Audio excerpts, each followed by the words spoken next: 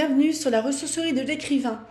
Comme d'habitude, quand je commence à lire un nouveau livre pour vous, je vais vous le présenter un tout petit peu et je pense que ce livre particulièrement, comme Gargantua aussi, il a besoin de clés de lecture. Je vais vous présenter le résumé de La lettre écarlate de Nathaniel Hawthorne qui est sur Babelio. Boston, 1642. Esther, dont le mari est porté disparu, est mise au pilori car elle a commis l'adultère. Condamnée par la colonie puritaine à porter sur la poitrine un A écarlate jusqu'à la fin de ses jours, elle part vivre à la périphérie de la ville, seule avec sa fille, car elle a refusé de livrer le nom de son amant.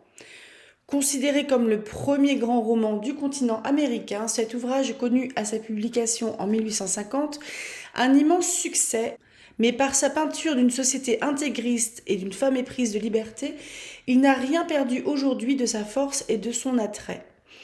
Selon Henry James, c'est un roman admirable, extraordinaire. Il possède le charme et le mystère des grandes œuvres d'art. Donc c'est un livre qui a été publié en 1850 et qui a lieu entre 1642 et 1649. Si vous ne voulez pas vous faire spoiler, je vous conseille de ne pas lire l'article Wikipédia sur la lettre écarlate parce que le résumé et le commentaire sur l'œuvre et la présentation du personnage principal, Esther Prynne, je dirais Prynne, sont spoilants parce qu'il y a c'est une analyse de l'œuvre. Pour faire un petit récap, en gros, on suit l'histoire d'Esther Prynne, une jeune femme vivant dans une communauté puritaine de la colonie de la baie du Massachusetts. C'est un roman qui a une franche coloration biographique par rapport à son auteur Nathaniel Hawthorne. Nathaniel Hawthorne qui, lui, est quelqu'un qui a vécu à Salem, donc pas... Il me semble pas du tout que c'était à la même époque que les procès de sorcières, mais il était vraiment sur un... Enfin, il y a vraiment une portée biographique. Donc, si ça vous dit, je vous mettrai en lien les articles de Wikipédia sur la lettre écarlate, sur Nathaniel Hawthorne, donc qui est un auteur... vous verrez comme il était beau gosse. Il y a un portrait de lui là quand il était jeune, il est très très beau. Et enfin bref, voilà, je commence. Je préviens aussi, j'ai regardé rapidement, donc c'est un livre qui fait 217 pages sur mon application e-book. Il y a un énorme prologue il est vraiment très long. Je sais pas s'il sera long, chiant, mais c'est l'auteur en fait qui parle un petit peu de... Je l'ai parcouru vite fait. C'est l'auteur qui parle un petit peu de sa vie et de comment il a construit cette œuvre-là. Et ensuite, l'action commence au chapitre 1, évidemment. Avant de vous souhaiter une bonne lecture, je vous précise que le prologue, là j'en ai lu une bonne moitié, c'est une énorme référence à une partie de la vie de l'auteur à l'époque où il était contrôleur des douanes, enfin où il bossait aux douanes. Et c'est blindé de références de l'époque, de petites critiques sociales parce que c'était un homme qui soutenait un certain parti politique, etc. Donc honnêtement, il y a de jolis portraits de personnages, etc. On sent qu'il y a de l'humour chez l'auteur, mais je pense que c'est clairement dispensable et j'ai moi-même du mal à le suivre parce qu'il digresse énormément. Ça ne dit pas que les chapitres suivants, donc les chapitres qui font partie du roman, seront nuls ou chiants à écouter ou où il n'y aura pas d'action, etc. Ça dit juste que le prologue, si vous avez envie de le zapper, essayez au cas où, et si ça ne vous va pas, vous zappez. Vous avez le droit, il n'y a pas de souci. Je vous souhaite une bonne écoute. À tout à l'heure pour le vlog lecture.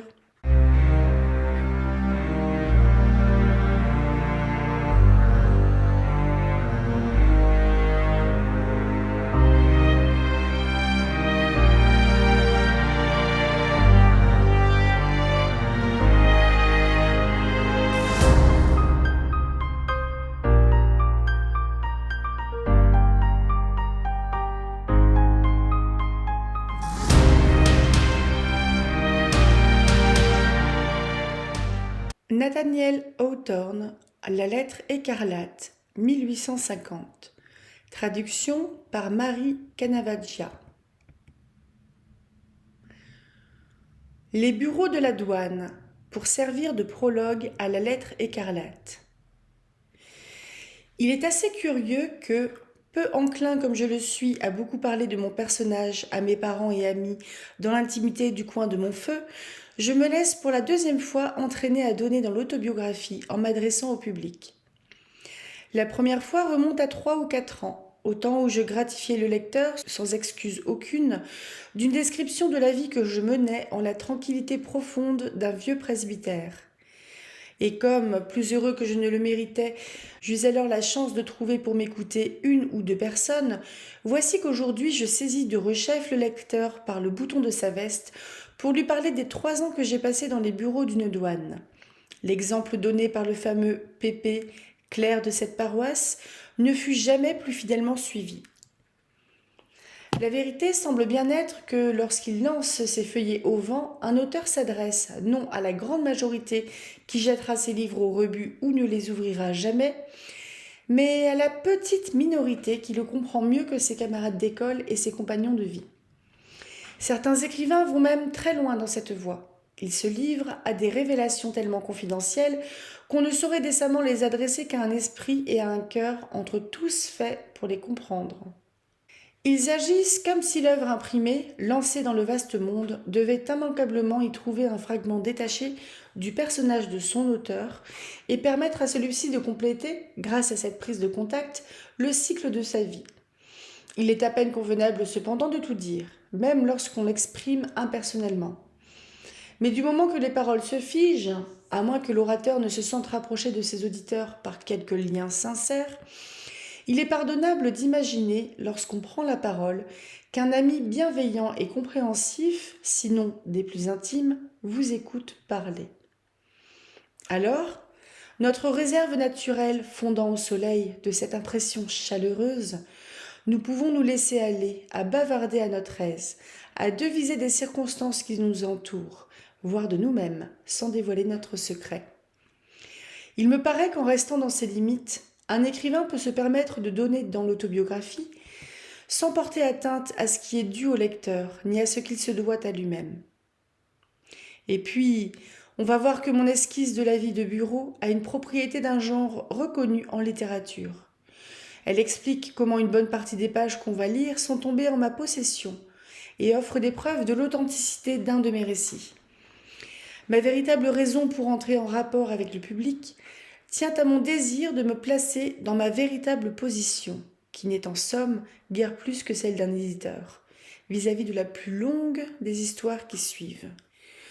Du moment que je visais surtout ce but, il m'a paru permis d'entrer dans quelques détails en évoquant un mode de vie jusqu'ici non décrit. Dans ma ville natale de Salem, tout au bout de ce qui fut, il y a un demi-siècle, un quai des plus animés, mais qui s'affaisse aujourd'hui sous le poids d'entrepôts croulants et ne montre guère signe de vie commerciale, à moins qu'une barque n'y décharge des pots, ou qu'un schooner n'y lance à toute volée de son frais de bois de chauffage. À l'extrémité, dis-je, de ce quai délabré que la marée souvent submerge, s'élève un spacieux édifice de briques. Les fenêtres de la façade donnent sur le spectacle peu mouvementé qu'offre l'arrière d'une rangée de constructions bordées à leur base d'une herbe drue, trace laissée tout au long du quai par le passage d'années languissantes. Au faîte de son toit, le drapeau de la République flotte dans la brise tranquille ou pend dans le calme durant 3h30 exactement chaque après-midi. Mais ces 13 raies sont verticales, non horizontales, ce qui indique qu'il ne s'agit pas là de bureau militaire, mais de bureau civil du gouvernement de l'oncle Sam. Sa façade s'orne d'un portique. Une demi-douzaine de colonnes de bois y soutiennent un balcon sous lequel descend un large escalier de granit. Au-dessus de la porte d'entrée plane un énorme spécimen de l'aigle américain, les ailes larges ouvertes, un écusson barrant sa poitrine et, si mes souvenirs sont exacts, un bouquet d'éclairs et de flèches barbelées dans chaque patte. Avec l'air féroce propre à son espèce, ce malheureux volatile semble menacer de l'œil et du bec la communauté inoffensive.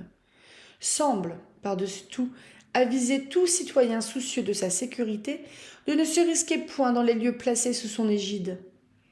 En dépit de cette expression peu commode, bien des gens recherchent en ce moment même un abri sous les ailes de l'aigle fédéral, imaginant, je présume, que sa poitrine dispense les tiédeurs d'un doux édredon.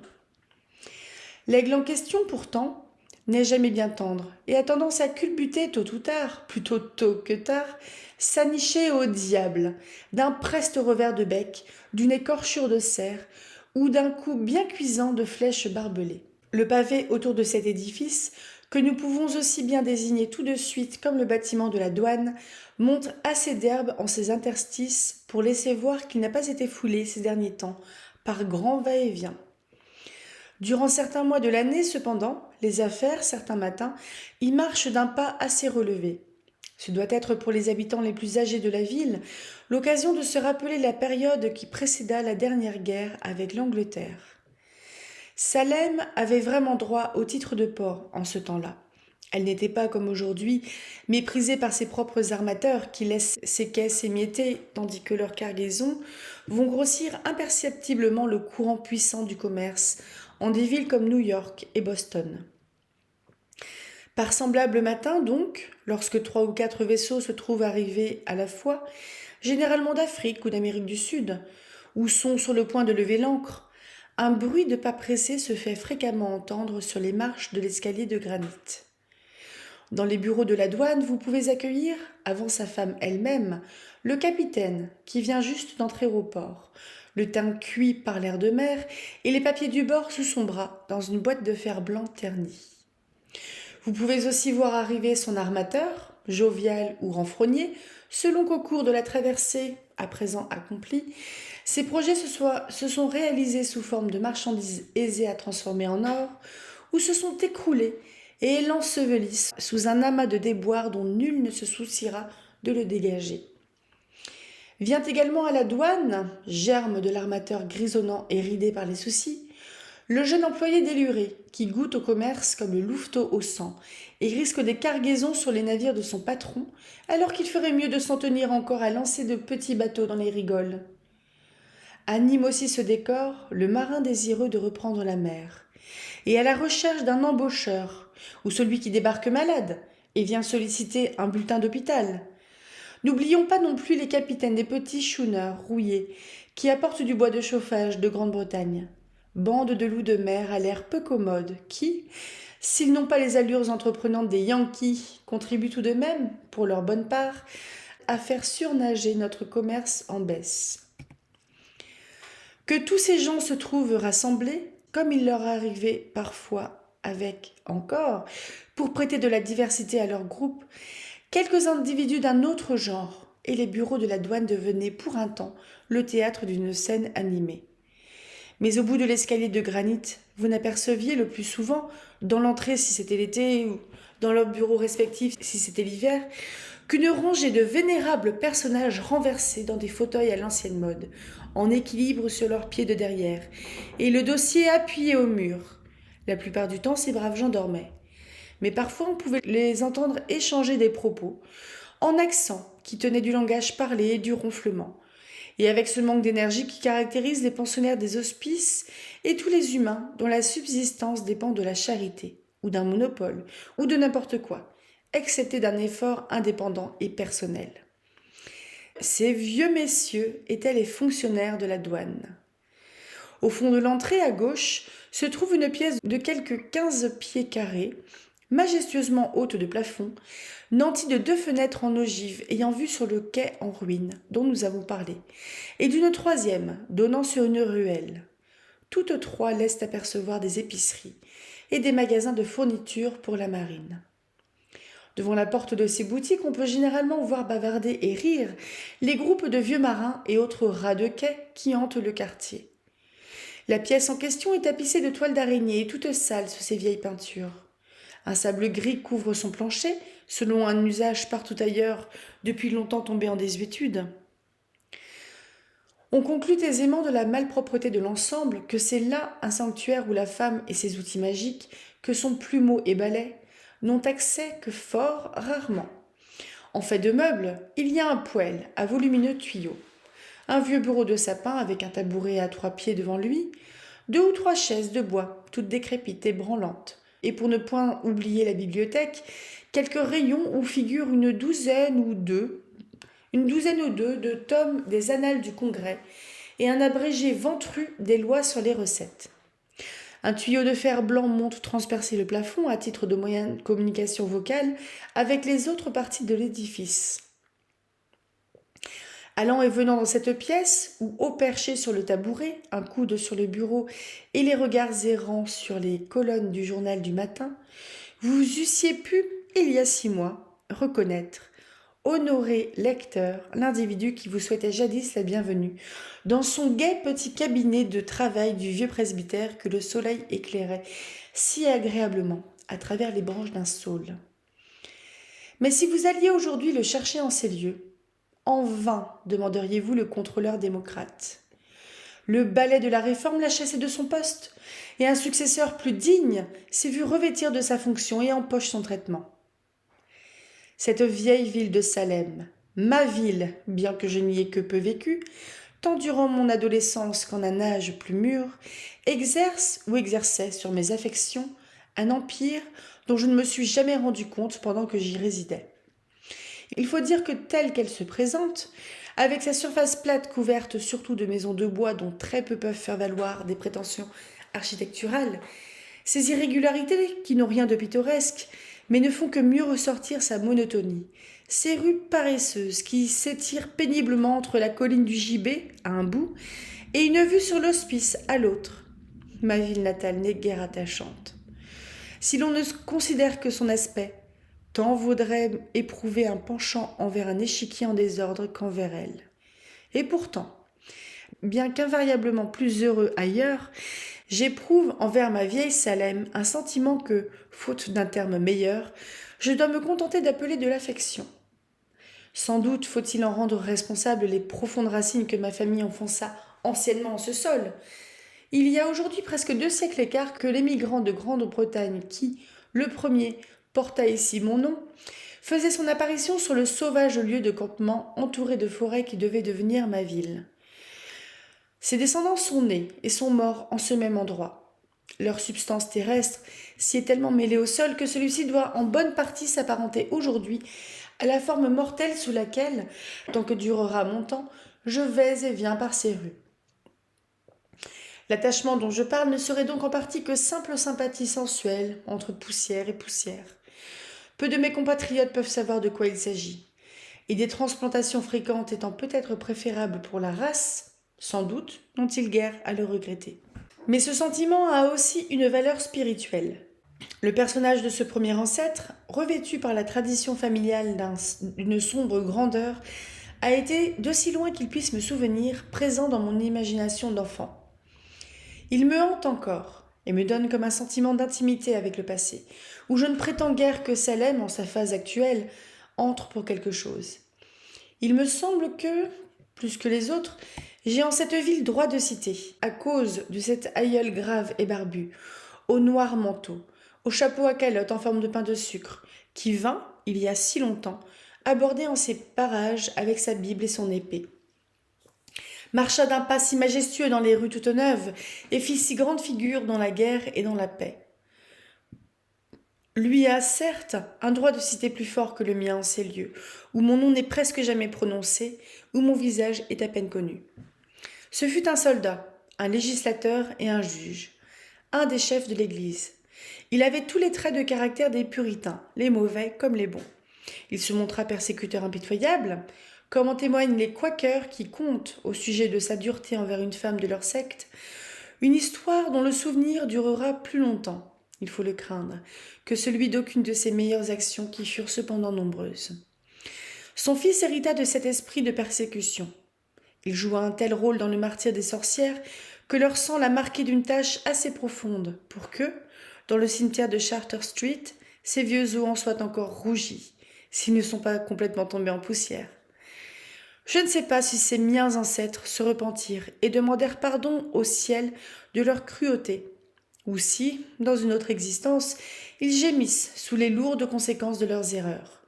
En tout cas, Je prends, moi, l'écrivain actuel, leur honte à ma charge, et je prie pour que soit à présent et à jamais retirées les malédictions qu'ils ont pu s'attirer, toutes celles dont j'ai entendu parler, et qui, d'après les longues tribulations de ma famille, pourraient bien avoir été agissantes.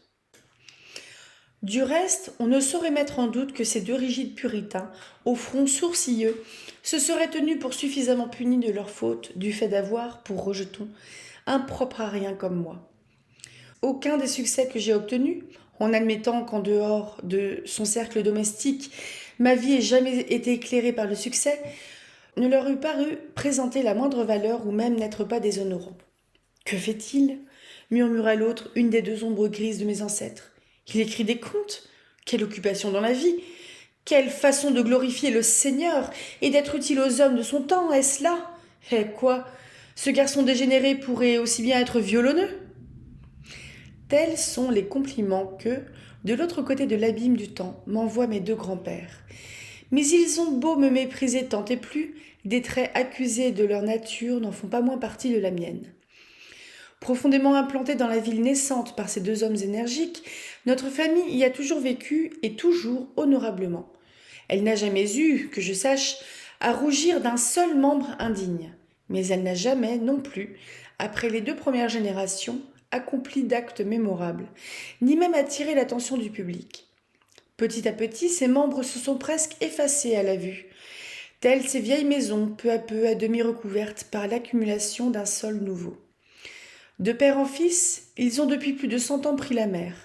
Un capitaine grisonnant s'est, chaque génération, retiré du gaillard d'arrière, tandis qu'un garçon de 14 ans prenait sa place héréditaire au pied du grand mât, face à l'écume salée et aux tempêtes qui avaient assailli son père et son grand-père. Ce garçon passait, en temps voulu, du poste d'équipage à la cabine, menait une vie aventureuse et revenait de ses courses à travers le monde pour vieillir, mourir et mêler enfin sa poussière à la terre natale. Ces longs rapports entre une famille et son lieu de naissance et de sépulture créent entre un être humain et une localité un lien de parenté qui n'a rien à voir avec l'aspect du pays ni avec les circonstances. Ce n'est pas de l'amour, mais de l'instinct. Le nouvel habitant de Salem, celui qui vient de l'étranger ou dont en venait le père ou le grand-père, n'a que peu de droits au titre de salémite. Il n'a aucune idée de la ténacité d'huître avec laquelle un vieux colon qui approche de son tricentenaire s'incruste dans cet endroit de toutes les forces de générations successives.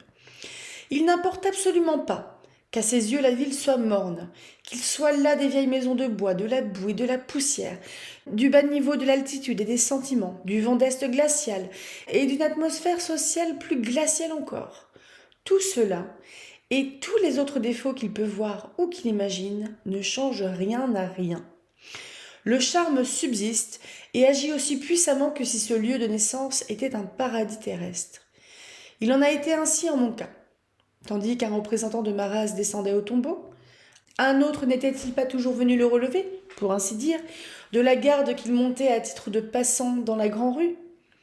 J'ai senti que c'était en quelque sorte mon destin d'habiter Salem, afin qu'un type physique et une tournure de caractère qui toujours constituèrent un des traits familiers de la vieille ville continuent d'y figurer ma courte vie durant. Ce sentiment est pourtant en lui-même la preuve que le lien en question est devenu malsain et qu'il est temps de procéder à une séparation. La nature humaine, pas plus qu'un plant de pommes de terre, ne saurait prospérer si on la pique et repique pendant trop de générations dans le même sol. Mes enfants ont eu d'autres lieux de naissance, et dans la mesure où je pourrais agir sur leur destinée, ils iront enfoncer des racines dans un sol nouveau. Quand je quittai le vieux presbytère, ce fut surtout cet étrange, cet indolent et morne attachement pour ma ville natale qui me poussa à venir occuper un poste dans le susdit édifice en briques de l'oncle Sam, alors que j'aurais aussi bien, voire mieux fait, d'aller ailleurs. Mon destin se ressaisissait de moi. Ce n'était pas la première fois ni la seconde que j'étais partie de Salem, pour toujours semblait-il, et que je revenais, tel un sou faux, ou comme si Salem était pour moi le centre du monde. C'est donc ainsi qu'un beau matin, j'escaladai l'escalier de granit, nomination en poche, pour apparaître au corps des fonctionnaires qui allaient m'aider à porter mes lourdes responsabilités d'inspecteur des douanes. Je doute fort, ou plutôt non, je ne mets rien en doute du tout, qu'un chef de service des États-Unis ait jamais eu sous ses ordres un corps de vétérans d'âge aussi patriarcal que celui auquel j'eus affaire. Depuis plus de 20 ans, la position indépendante de leur chef avait tenu à Salem les fonctionnaires de la douane à l'abri des vicissitudes politiques qui rendent généralement tout poste si fragile. Officier, et officier des plus distingués de la Nouvelle-Angleterre, ce chef, le général Miller, se maintenait inébranlablement sur le piédestal de ses valeureux services. Et se sentant soutenu par le sage libéralisme de ses chefs successifs, il avait pour sa part maintenu en place ses subordonnés, en plus d'une heure où menaçaient des tremblements de terre administratifs. Le général Miller était radicalement conservateur. Sur sa nature de brave homme, l'habitude n'avait pas une mince influence. Il s'attachait avec force au visage familier et ne se décidait qu'à grand-peine à opérer des changements, même au cas où ceux-ci auraient entraîné d'indiscutables améliorations. C'est ainsi qu'entrant en fonction, je ne trouvais guère en place que des hommes âgés. Vieux capitaines de la marine marchande pour la plupart, qui après avoir été secoués par toutes les mers du monde et avoir hardiment tenu tête aux tempêtes de la vie, avaient finalement été poussés vers ce havre paisible. Là, sans être guère inquiétés que par les transes que leur valaient les élections présidentielles, ils avaient passé un nouveau bail avec l'existence. Sans être moins sujets que leurs semblables à la vieillesse et aux infirmités, ils possédaient très évidemment un charme pour tenir la mort à distance. 2 ou 3 d'entre eux, atteints de la goutte ou de rhumatisme, n'auraient jamais eu l'idée de se faire voir dans les bureaux durant une grande partie de l'année. Mais au sortir d'un hiver de somnolence, ils se glissaient dehors, sous le chaud soleil de mai ou de juin, pour répondre à l'appel de ce qu'ils nommaient leur devoir. Ensuite de quoi, à leurs heures et convenances, ils allaient se remettre au lit. Je dois m'avouer coupable d'avoir abrégé le souffle de ces vénérables serviteurs de la République. Ils reçurent, par suite de mes représentations, licence de se reposer de leur labeur. Et peu après, comme si seuls les avaient retenus à la vie, et je suis d'ailleurs convaincu que c'était le cas, leur zèle au service de la communauté, ils se retirèrent en un monde meilleur. Ce m'est une pieuse consolation de me dire que grâce à mon intervention, un laps de temps suffisant leur fut accordé pour se repentir des pratiques corrompues où tout douanier est supposé tomber. Les portes de la douane n'ouvrant pas sur le chemin du paradis. La plus grande partie de mes subordonnés étaient Whigs. Il était heureux pour leur confrérie chenue que le nouvel inspecteur ne se mêlât point de politique, et encore que fidèlement attaché en principe à la démocratie, ne dut point son poste à des services rendus à un parti. S'il en avait été autrement, si un politicien militant nanti de cette place influente avait assumé la tâche facile de tenir tête au directeur Whig, que ses infirmités empêchaient de remplir personnellement ses fonctions, c'est à peine si l'un des hommes de la vieille équipe eût conservé souffle officiel. D'après les idées reçues en pareille matière, il eût été du devoir d'un bon démocrate de faire passer toutes ces têtes blanches sous le couperet de la guillotine. Il était clair que ces bons vieux redoutaient de ma part quelque incivilité de ce genre. Cela me faisait de la peine, et en même temps m'amusait, de constater les terreurs que soulevait ma nomination. De voir une joue ravinée par les intempéries d'un demi-siècle de tourmente devenir blême sous le regard d'un individu aussi inoffensif que moi. De discerner, lorsque l'un d'entre eux m'adressait la parole, un tremblement dans une voix qui avait, dans les temps anciens, hurlé dans un porte-voix assez vigoureusement pour imposer silence à Boré lui-même. Ces braves gens savaient bien qu'ils auraient dû faire place à des hommes plus jeunes, d'une nuance politique plus orthodoxe, de toute façon, enfin, mieux qualifiés qu'eux, pour servir notre oncle commun.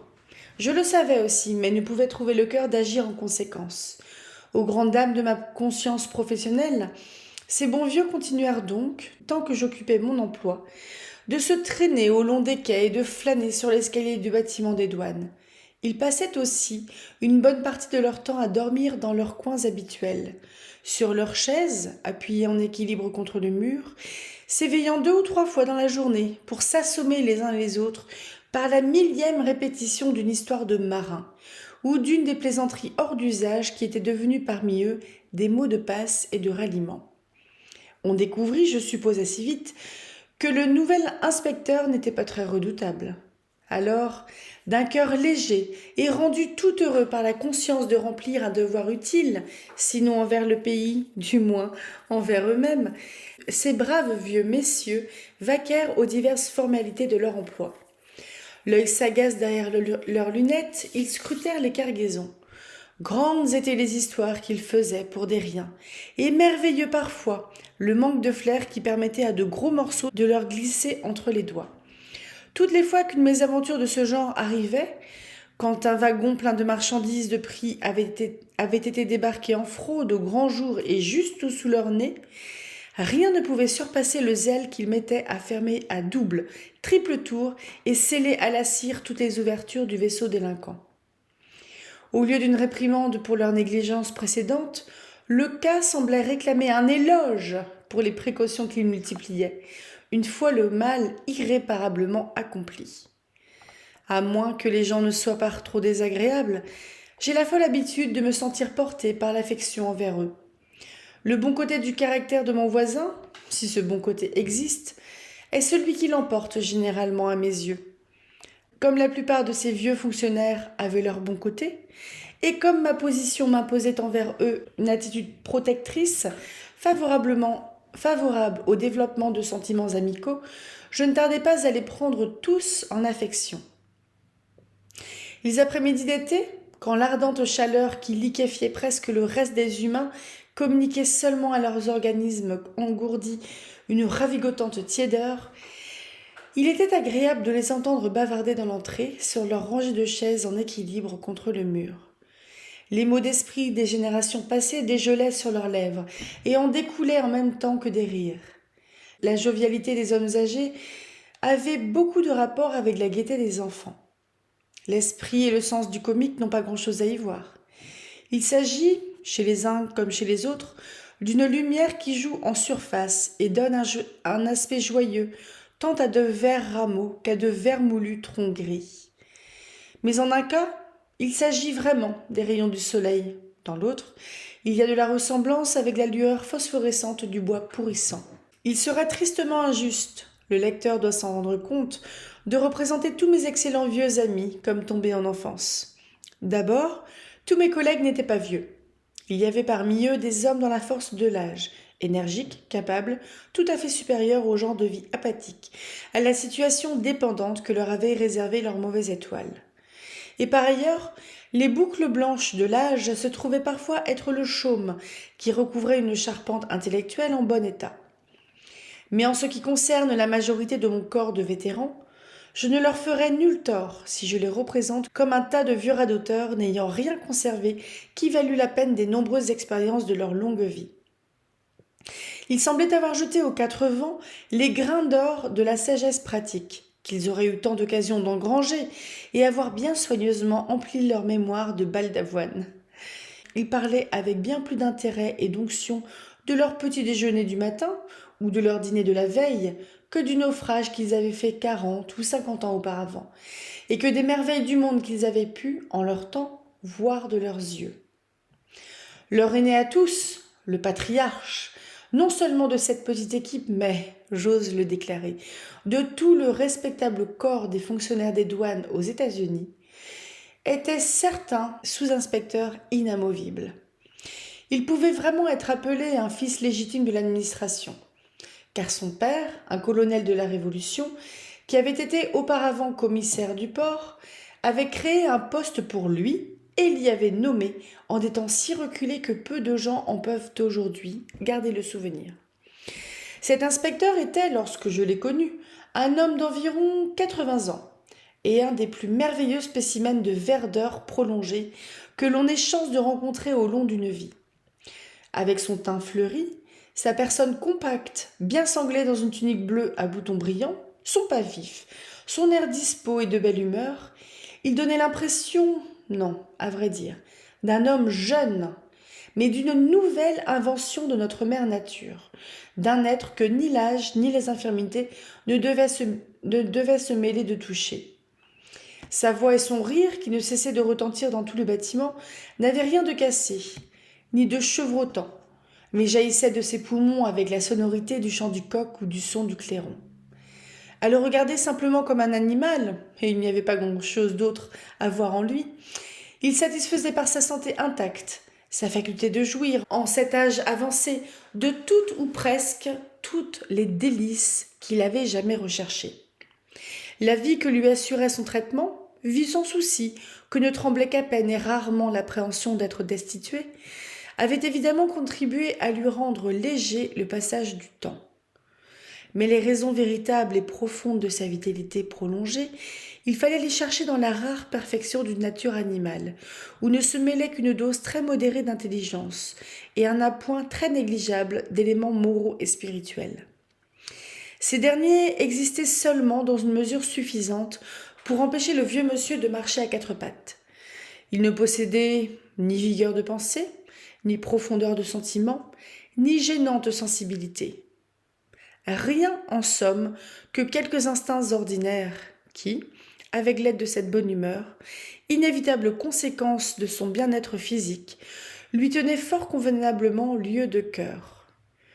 Il avait été l'époux de 3 femmes, mortes toutes 3 depuis longtemps, père de quelques 20 enfants, qui, un peu à tous les âges, avaient fait eux aussi retour à la poussière. On aurait pu supposer qu'il y avait là matière à suffisamment de chagrin pour assombrir les dispositions les plus joviales. Mais il n'en allait point ainsi avec notre vieux sous-inspecteur. Un petit soupir suffisait à l'alléger du poids de tant de tristes réminiscences. L'instant d'après, il était aussi disposé à s'amuser qu'un petit garçon encore en robe, bien plus que le commis aux écritures du receveur, qui, à 19 ans, se montrait de beaucoup l'aîné des deux. J'observais ce patriarcal personnage avec bien plus de curiosité que n'importe quel autre des humains qui s'offrait alors à mon attention.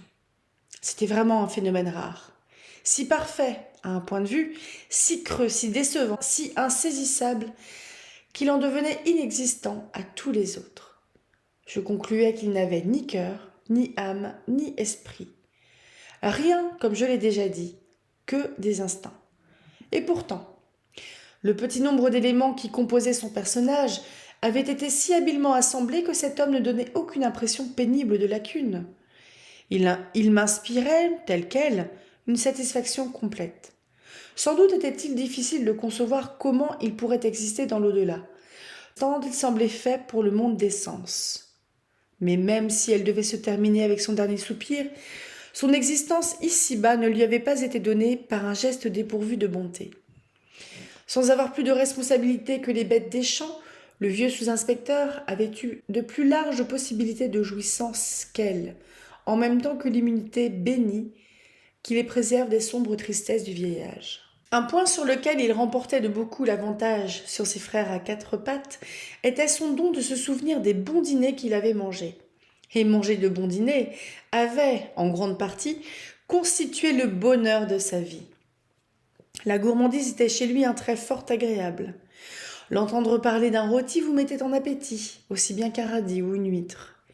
Comme il ne possédait aucune qualité plus haute, ne lésait aucun attribut spirituel en vouant toutes ses énergies et ses talents aux délices de son palais, cela m'était toujours un plaisir de l'entendre deviser de poissons, volailles, viandes de boucherie et des meilleures façons de les préparer pour la table. Pour reculer que fût la date des festins évoqués, ces souvenirs de bonne chère semblaient faire monter le fumet de porc ou de dinde sous vos narines. Des succulences s'attardaient sur sa langue, depuis des 60 et 70 ans, et gardaient apparemment dans sa bouche une saveur aussi fraîche que la côtelette qu'il avait le matin même dégustée à son petit déjeuner. Je l'ai vu se pourlécher de repas dont tous les convives, excepté lui, servaient depuis longtemps de nourriture au verre. Il était merveilleux de voir les fantômes de ses banquets s'élever sans cesse devant lui, non sous le coup de la colère et pour lui demander des comptes, mais comme pour lui manifester leur reconnaissance d'avoir été si bien appréciés. Un tendre filet de bœuf, un jarret de veau, une côte de porc, certaines dindes ou tel poulet, entre tous dignes de louange autant peut-être du premier des 2 Adams, avaient place en son souvenir. alors que tout ce qui avait pu se passer entre-temps dans la vie du pays ou dans sa propre existence avait glissé sur lui, sans peser beaucoup plus qu'une brise passagère. Le plus tragique événement de la vie du vieil homme était, pour autant que j'ai pu en juger, la déception que lui avait causée une oie qui vécut et mourut il y a quelque 20 ou 40 ans. Une oie à la silhouette on ne peut plus prometteuse, mais qui se révéla à table si furieusement coriace que le couteau à découper ne put entamer sa carcasse et qu'il fallut la hache et la scie. Mais il est temps d'en finir avec cette esquisse. J'aimerais pourtant m'y attarder indéfiniment, car de tous les êtres que j'ai connus, ce personnage était le mieux fait pour être fonctionnaire des douanes. La plupart des gens, pour des raisons que j'ignore, pour des raisons que je n'aurai pas la place d'indiquer ici, pâtissaient moralement du mode de vie qu'implique cet état. Notre vieux sous-inspecteur ne risquait rien de ce genre. S'il lui avait fallu continuer de mener la vie de bureau jusqu'à la fin des temps, il se serait maintenu dans le même parfait état de santé, et chaque jour mis à table de tout aussi bon appétit. Il y a un personnage dont l'absence laisserait ma galerie de portraits étrangement incomplète. Mais les occasions relativement rares que j'ai eues de l'observer me permettront seulement d'en esquisser les contours. Je veux parler de notre directeur, de ce vaillant vieux général, qui après avoir rendu dans l'armée de brillants services, puis gouverné un sauvage territoire de l'Ouest, était venu ici, voici quelques 20 ans, passer le déclin d'une vie honorable et mouvementée. Ce brave soldat avait déjà atteint, sinon dépassé, 70 ans. Il poursuivait ici-bas sa marche en avant sous le poids d'infirmités que même la musique martiale de ses souvenirs ne pouvait pas beaucoup alléger. Son pas, jadis le premier dans les charges, était paralysé aujourd'hui. C'était seulement avec l'aide d'un serviteur et en s'appuyant lourdement de la main à la rampe de fer que notre chef pouvait péniblement et lentement gravir l'escalier du bâtiment des douanes pour se traîner ensuite jusqu'à son fauteuil habituel près du feu. Il y restait assis, regardant avec une sérénité quelque peu embuée les gens qui allaient et venaient, parmi le bruissement des papiers, les prestations de serment, les discussions d'affaires, les conversations de bureau. Bruits et circonstances semblaient n'impressionner que bien vaguement ses sens, ne pénétraient qu'à peine dans la sphère intérieure de sa contemplation. Si l'on appelait son attention, une expression d'intérêt courtois montait éclairer son visage, prouvant qu'il y avait de la lumière en lui, que seules les parois extérieures de sa lampe intellectuelle en obstruaient le passage. Plus on pénétrait avant dans son esprit, plus on le trouvait sain. Mais lorsqu'on ne faisait plus appel à lui pour qu'il parlât ou prêtât une oreille, 2 opérations qui lui coûtaient un effort évident, son visage revenait vite à son expression première, de tranquillité d'ailleurs nullement morne, une expression qui n'était pas pénible à voir, car si elle était vague, elle n'évoquait en rien l'imbécilité de la décrépitude. La charpente de cette nature, à l'origine forte et massive, ne tombait pas encore en ruine. Observer et définir ce caractère dans des conditions si désavantageuses n'en restait pas moins aussi difficile que de reconstruire en imagination une vieille forteresse comme celle de Ticonderoga, d'après une vue de ses murs gris tout éboulés. Ça et là, des remparts peuvent rester intacts, mais partout ailleurs, on ne trouve qu'une masse informe, écrasée sous son propre poids, et qu'ont envahi, au cours de longues années de paix et d'abandon, une verdure et des herbes étrangères. Néanmoins, en regardant le vieux guerrier avec affection, car, pour insignifiantes que fussent entre nous les communications, il m'inspirait à moi, comme à tous les bipèdes ou quadrupèdes qui l'approchaient, un sentiment qui peut très bien s'appeler ainsi. Je pouvais discerner les traits principaux de son personnage. Il portait la marque de noble, d'héroïque qualité, qui prouvait que ce n'avait pas été par pur hasard, mais justice, si cet homme s'était fait un nom. Je me rendais compte que son esprit n'avait jamais dû se distinguer par des activités troublantes. De tout temps, il avait dû avoir besoin d'une impulsion pour se mettre en branle, mais une fois en mouvement, avec des obstacles à surmonter et un but digne de lui à atteindre, il n'avait pas été homme à s'avouer battu. L'ardeur qui autrefois l'animait, qui n'était pas encore tout à fait éteinte, n'avait jamais été de celles qui fulgurent et flambent haut. Elle avait répandu plutôt cette profonde lueur rouge du fer qu'on forge. Poids, solidité, fermeté, telle était l'expression de son repos, même au temps dont je parle, sous les atteintes de la décrépitude précoce. Il semblerait que, sous l'influence d'une surexcitation qui la pénétrerait assez profondément, qu'au bruit d'un coup de trompette assez fort pour éveiller toutes ses énergies, qui n'étaient pas mortes mais seulement endormies, cet homme eût encore été capable de rejeter ses infirmités comme une robe de malade, de lâcher la canne du vieil âge et de se ressaisir de l'épée de combat. Et en pareil moment, son attitude serait restée calme. Un spectacle pareil n'était du reste bon à évoquer qu'en imagination. Il ne fallait ni compter ni souhaiter y assister.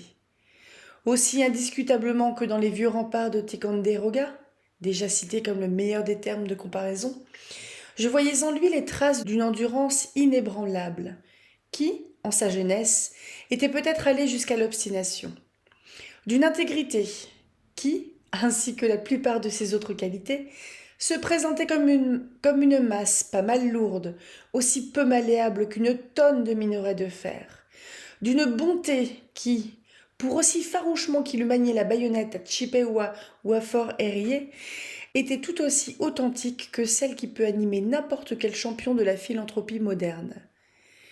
Il avait tué des hommes de ses propres mains, pour autant que je sache, des hommes qui avaient dû tomber comme l'herbe sous la faux, devant les charges que son esprit animait d'énergie triomphale.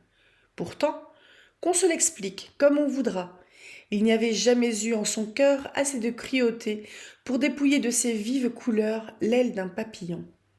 Je n'ai jamais connu d'homme en la bonté de qui j'eusse fait appel avec plus de confiance. Plus d'un trait caractéristique du général et de ceux qui ne contribuent pas le moins à la ressemblance d'une esquisse devait avoir disparu ou s'être obscurci avant notre rencontre. Les attributs simplement gracieux sont d'habitude les plus éphémères, et la nature n'orne pas les ruines humaines de beauté nouvelle, n'ayant leur terrain que dans les crevasses de la caducité, si elle sème des giroflées sur la forteresse démantelée de Ticonderoga. Pourtant, même du point de vue de la beauté et de la grâce, des détails étaient à noter chez le général. Un rayon de malice humoristique perçait de temps en temps le voile de l'indifférence et venait agréablement éclairer son visage. Un trait d'élégance naturelle, que le caractère masculin ne présente guère une fois l'enfance et la première jeunesse passées, se manifestait aussi chez lui par son goût pour les fleurs. Un vieux soldat peut sembler devoir n'attacher de prix qu'au laurier sanglant qui couronne son front, mais celui-ci paraissait aussi sensible qu'une jeune fille au charme de la tribu des fleurs. Le brave vieux général avait donc coutume de s'asseoir au coin de la cheminée.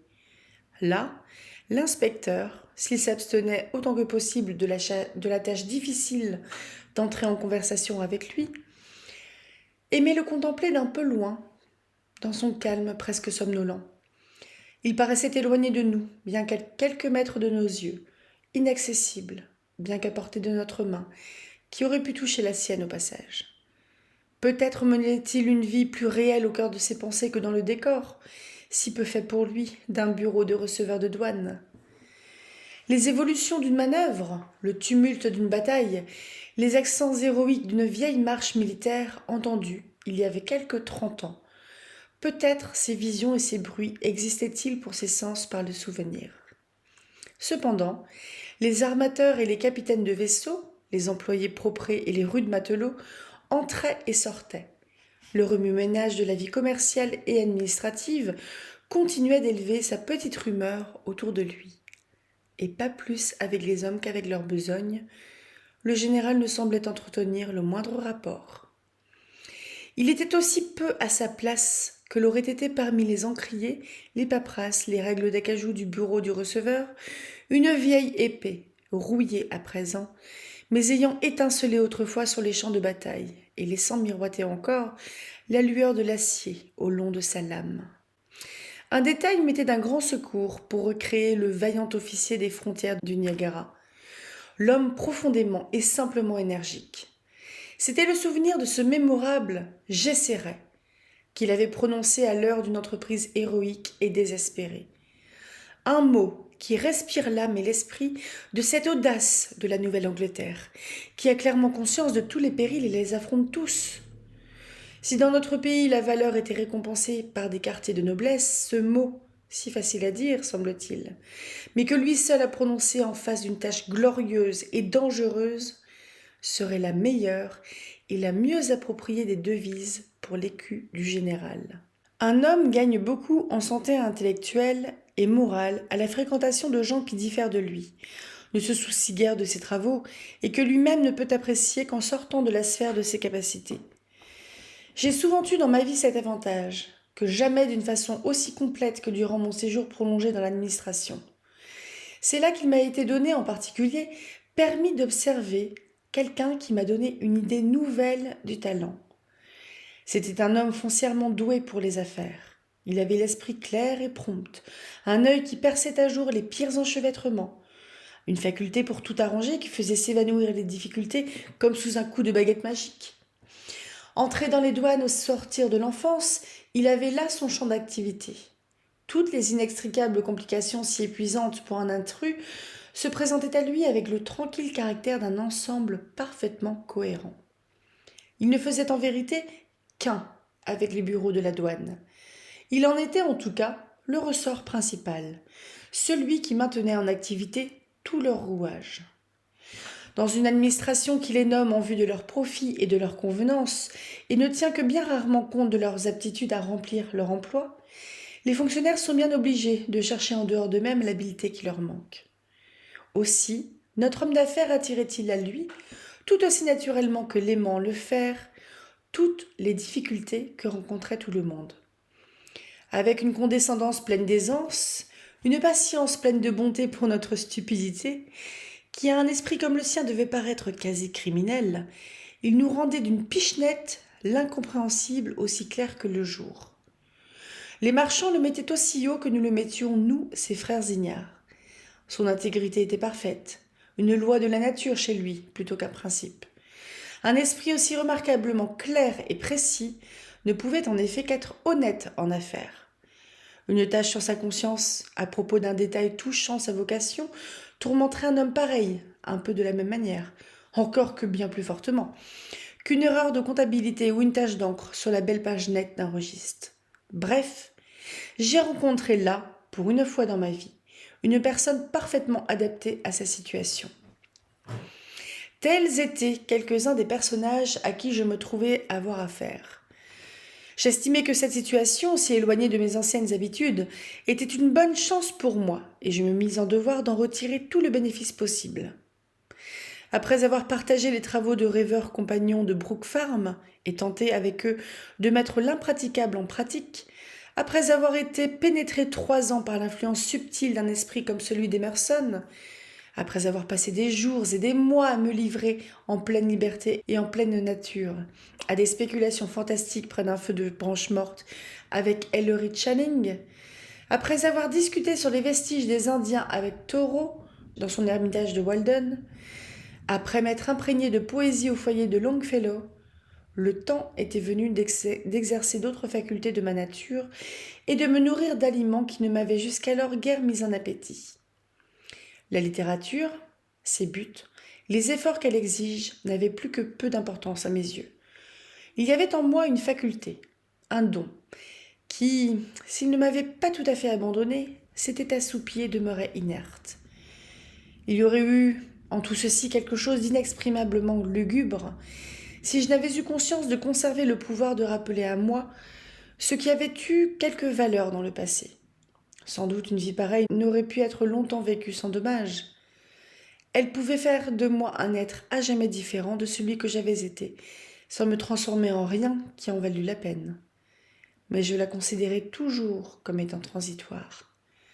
Un instinct prophétique ne cessa jamais de me souffler tout bas à l'oreille que sous peu, dès qu'il me serait devenu essentiel, un changement s'opérerait en ma faveur. En attendant, je restais inspecteur des douanes et ne remplissais pas, pour autant que j'ai pu m'en rendre compte, mes fonctions plus mal qu'il ne convenait.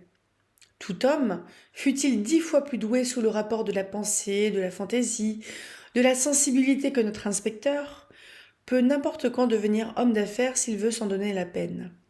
Mes collègues, les armateurs, les officiers de la marine marchande, avec qui mes fonctions me mettaient en rapport, ne me voyaient que sous ce jour, ne me connaissaient probablement aucune autre réputation.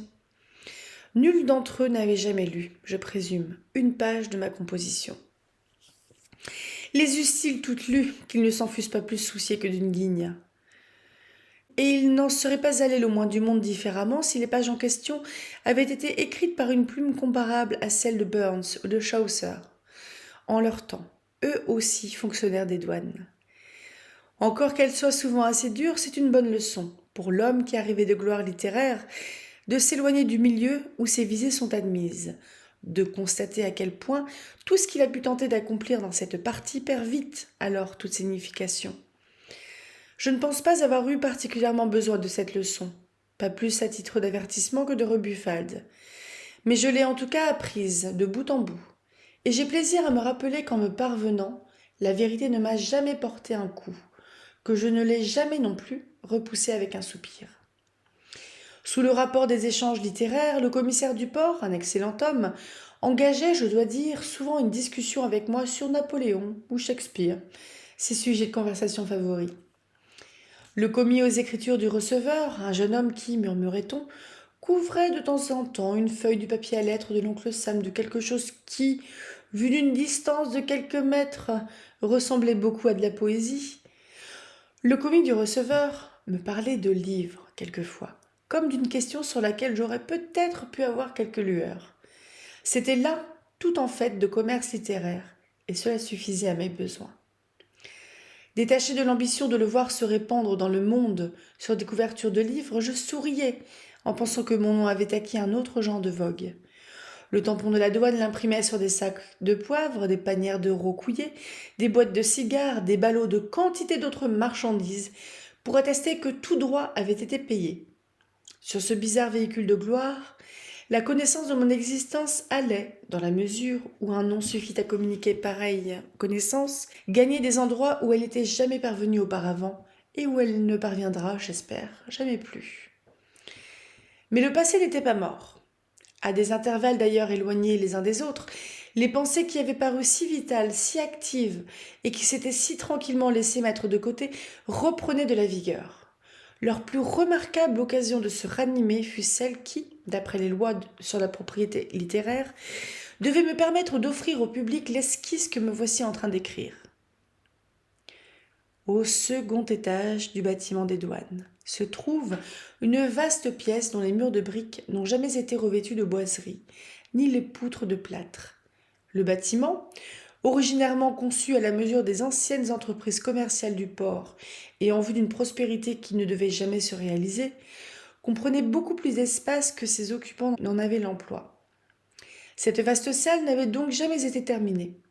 En dépit des vieilles toiles d'araignée qui pendent en feston de ses poutres poussiéreuses, elle semble attendre toujours la venue du maçon et du charpentier.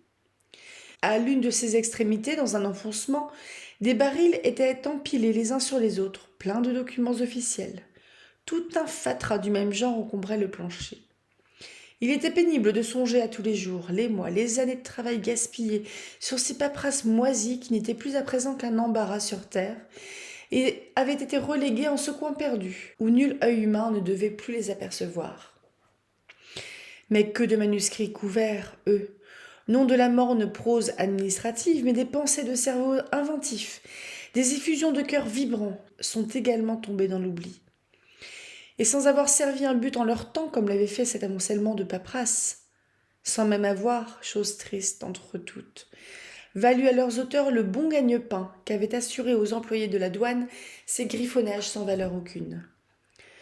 Peut-être n'était-il pas tout à fait sans valeur, cependant, en tant que document d'histoire locale. On devait pouvoir y découvrir des statistiques concernant le commerce d'autrefois à Salem, des allusions à ces marchands princiers ou au vieux Derby, au vieux Billy Gray, au vieux Simon Forrester, et à plus d'un autre magnat de l'époque, dont la tête poudrée était, toutefois, à peine dans la tombe que l'amas de ses richesses commençait à baisser. On devait pouvoir retrouver dans ce fouillis traces des fondateurs de la plus grande partie des familles composant aujourd'hui l'aristocratie de Salem. Prendre ses ancêtres à leurs débuts modestes, d'obscurs trafiquants, à une date bien postérieure à la Révolution, et voir s'établir un rang qui, aux yeux de leurs enfants, fait partie depuis longtemps de l'ordre des choses. Sur l'époque antérieure à la Révolution, il y avait pénurie de documents. Les plus anciennes archives de la douane ayant été probablement transportées à Halifax quand tous les fonctionnaires du roi se joignirent à l'armée anglaise qui avait pris la fuite à Boston. Je les regrettais bien souvent. En remontant jusqu'au temps du protectorat, peut-être aurait-on trouvé dans ces papiers des allusions à des personnages oubliés ou non, des détails sur d'antiques coutumes que j'aurais recueillis avec autant de plaisir que les flèches indiennes que je ramassais dans le champ voisin du vieux presbytère. Mais un plus vieux jour de flânerie, j'eus la chance de faire une découverte de quelque petit intérêt. Je me livrai à des fouilles parmi les déchets entassés dans l'enfoncement, dépliant çà et là un papier, lisant les noms de vaisseaux depuis longtemps sombrés au fond des mers ou en train de pourrir dans un port, ou des noms de marchands qui ne sont plus jamais prononcés à la bourse et qu'il n'est pas très commode de déchiffrer sur des pierres tombales moussues. Je jetai sur ces papiers des coups d'œil sans entrain, ressentant seulement cet intérêt, mitigé de tristesse et de lassitude, que nous accordons comme à contre-cœur au reste d'activités mortes. Je faisais tous les efforts en mon pouvoir pour stimuler ma fantaisie, que l'inaction avait rendue paresseuse, pour faire surgir de ses ossements une image pittoresque de la vieille ville. Des temps où les Indes étaient un pays neuf et Salem seul à en connaître la route, quand je mis, par hasard, la main sur un petit paquet soigneusement enveloppé dans un morceau de vieux parchemin jaune. Cette enveloppe donnait au paquet l'air de renfermer des archives très anciennes, datant d'une époque où les commis aux écritures grossoyaient sur des feuillets plus résistants que ceux qui sont en usage aujourd'hui.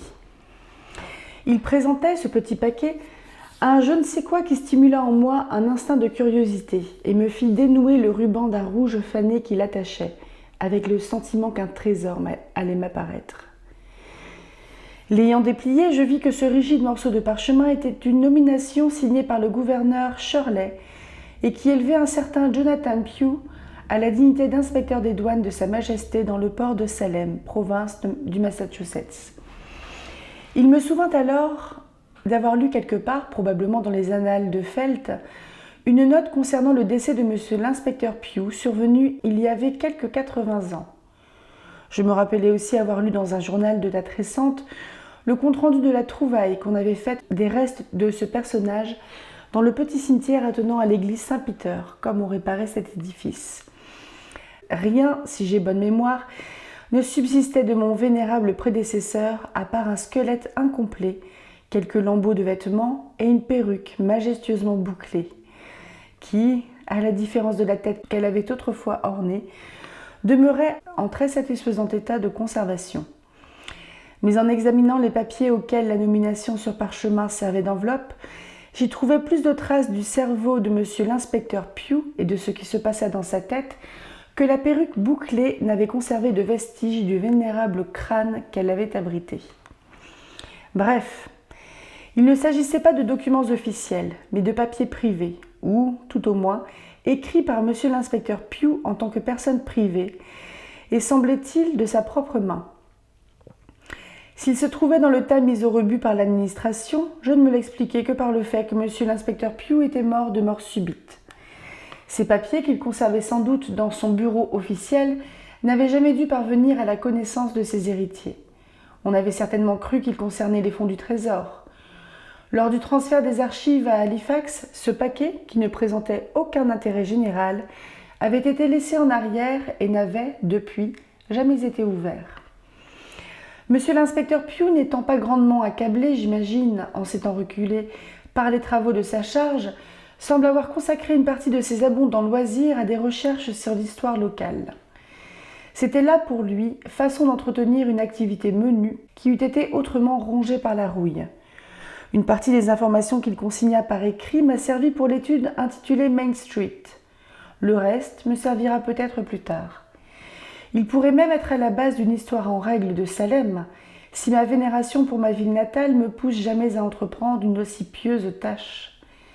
Je tiens, en tout cas, ma trouvaille à la disposition de toute personne plus compétente que moi et qui se sentirait portée à retirer de mes mains cette tâche ingrate.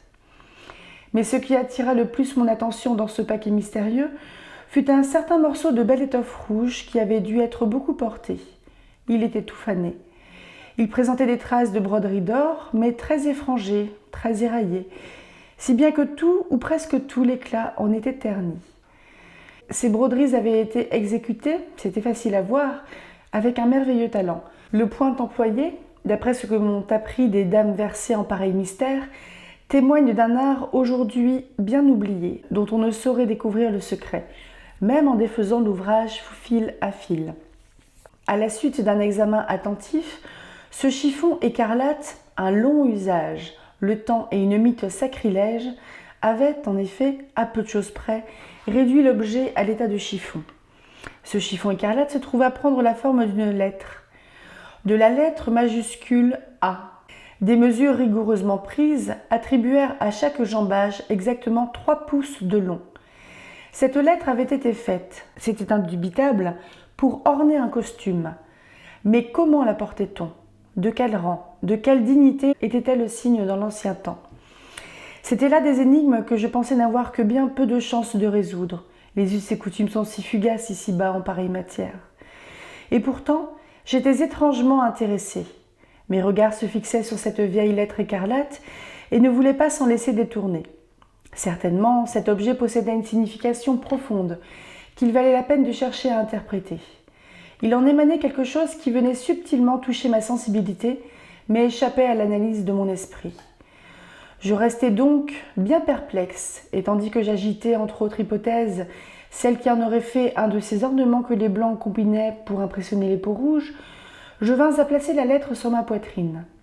Il me sembla, le lecteur peut sourire, mais ne doit pas mettre ma parole en doute, il me sembla alors éprouver une sensation qui, sans être tout à fait physique, l'était pourtant assez pour faire nettement l'effet d'une brûlure. Comme si la lettre n'avait pas été un bout d'étoffe, mais un fer rouge. Je frissonnais et la laissais tomber à terre. Absorbée par ma contemplation de la lettre écarlate, j'avais jusqu'alors négligé d'examiner un petit rouleau de papier sali autour duquel cette lettre avait été entortillée. Je le déroulai alors et eus la satisfaction d'y trouver, écrite de la main du vieil inspecteur, une explication suffisamment complète de toute l'affaire.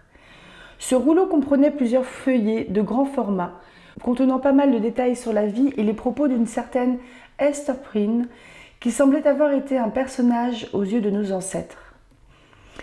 Elle avait eu son temps, entre les débuts du Massachusetts et la fin du XVIIe siècle. Des personnes âgées, contemporaines de monsieur l'inspecteur Pugh, et dont les témoignages oraux avaient servi à celui-ci pour composer son histoire, se souvenaient de l'avoir vue en leur jeunesse. C'était alors une femme très vieille, mais non décrépite, d'allure imposante. Elle avait, depuis des temps immémoriaux, pris l'habitude d'aller et de venir par le pays comme une sorte d'infirmière bénévole, et de faire tout le bien qu'elle pouvait. Elle prenait aussi sur elle de donner son avis sur toutes les questions, particulièrement sur les affaires de cœur. Aussi était-elle, comme ce ne peut qu'être le cas d'une personne à pareille tendance, révérée par bien des gens à l'égal d'un ange, mais tenue, j'imagine, par maints autres pour une peste qui aurait bien dû se mêler de ceux qui la regardaient. Feuilletant un peu plus avant le manuscrit, j'y découvris sur les faits, gestes et épreuves de cette femme singulière des détails que le lecteur trouvera en bonne partie rapportés dans la lettre écarlate. Qu'on n'oublie pas, en cours de lecture, que l'authenticité des principaux épisodes de cette histoire est garantie par le manuscrit de monsieur l'inspecteur Pugh. Ce document demeure, ainsi que la lettre écarlate, cette très curieuse relique, en ma possession. Et je les montrerai libéralement l'un et l'autre à tous ceux que le grand intérêt présenté par ce récit pourrait pousser à les voir. Il ne faudrait pas en conclure qu'en mettant sur pied cette histoire, en imaginant les motifs, les passions des personnages qui y figurent, je me suis confinée dans les limites de la demi-douzaine de feuillets du vieil inspecteur. Au contraire, je me suis accordé autant de liberté que si les faits avaient été entièrement de mon invention. Je ne me porte garant que de l'authenticité des contours. Cette trouvaille ramena jusqu'à un certain point mon esprit en son ancienne voie. Il semblait y avoir là le sujet d'un conte. Je restais impressionnée, comme si le vieil inspecteur en son costume d'il y a quelque 100 ans, et portant sa perruque immortelle, qui fut enterrée avec lui mais ne périt point en la tombe, était venu à moi dans la salle déserte du bâtiment des douanes. Je lui voyais la majesté de quelqu'un qui avait été fonctionnaire du roi et se trouvait par conséquent illuminé par un rayon de l'aveuglante splendeur qui scintillait autour du trône. Quelle différence, hélas, avec l'air de chien tenu en laisse du fonctionnaire de la République, qui, en tant que serviteur du peuple, se sent plus humble que le plus humble, plus bas que le plus bas de ses maîtres. De sa main de fantôme, cette silhouette indistincte mais majestueuse m'avait tendu le symbole écarlate et le petit rouleau du manuscrit explicateur. De sa voix de fantôme, le ci-devant inspecteur m'avait exhorté, au nom du respect que devait m'inspirer envers lui des devoirs filiaux, car je pouvais le considérer comme mon ancêtre dans le monde officiel, de porter à la connaissance du public son élucubration moisie attaquée par les vers. « Faites cela !» avait dit le fantôme de monsieur l'inspecteur Pioux, avec un énergique mouvement de sa tête si imposante sous la mémorable perruque. « Faites cela et tout le profit sera pour vous. Vous en pourriez avoir besoin sous peu, car il n'en va point de votre temps comme il en allait du mien, où la charge d'un homme lui était acquise pour la vie, et souvent même à titre héréditaire. Mais je vous enjoins, en cette affaire de madame Prine, de rendre à la mémoire de votre prédécesseur la part qui lui revient de droit. » Et moi de répondre : « Je n'y manquerai pas, monsieur l'inspecteur. » Par la suite, l'histoire d'Esther Prine occupa donc beaucoup mes pensées. Elle devint le sujet de mes méditations pendant bien des heures, tandis que je faisais les 100 pas dans mon bureau ou au long du passage qui s'étendait entre la porte d'entrée et la porte de derrière du bâtiment de la douane. Grande était la contrariété du vieux sous-inspecteur et des autres préposés de l'administration, dont les sommes étaient troublées par l'impitoyable bruit de mes va-et-vient prolongés. Se souvenant de leurs habitudes d'autrefois, ils disaient que l'inspecteur arpentait le gaillard d'arrière. Sans doute se figurait-il que je n'avais d'autre objet que de m'ouvrir l'appétit. Quelle autre raison aurait bien pu pousser un homme sain d'esprit à se mettre volontairement en mouvement? Et à vrai dire, un appétit aiguisé par le vent d'Est qui soufflait généralement dans le couloir était bien à peu près tout le bénéfice que je retirais de tant d'exercice. L'atmosphère des bureaux d'une douane est tellement peu favorable aux éclosions de la sensibilité et de la fantaisie que si j'avais conservé mon poste durant le mandat de 10 présidents, la lettre écarlate n'aurait jamais été présentée au public. Mon imagination n'était plus qu'un miroir terni. Elle ne voulait pas refléter, ou ne refléter qu'avec un manque de netteté rebutant, les personnages dont je m'efforçais de la peupler. Les héros de l'histoire restaient de glace, ne devenaient pas malléables à ce que je pouvais attiser comme feu dans ma forge intellectuelle. Ils ne voulaient s'animer ni à la chaleur de la passion, ni à celle de la tendresse. Ils gardaient une rigidité de cadavre et me regardaient fixement avec un sinistre rictus de défi. « Qu'avez-vous à faire avec nous ?» semblait me dire leur expression. « Le petit pouvoir que vous avez peut-être un temps exercé sur le peuple de l'irréel s'est évanoui. Vous l'avez troqué contre quelques pièces de l'or public.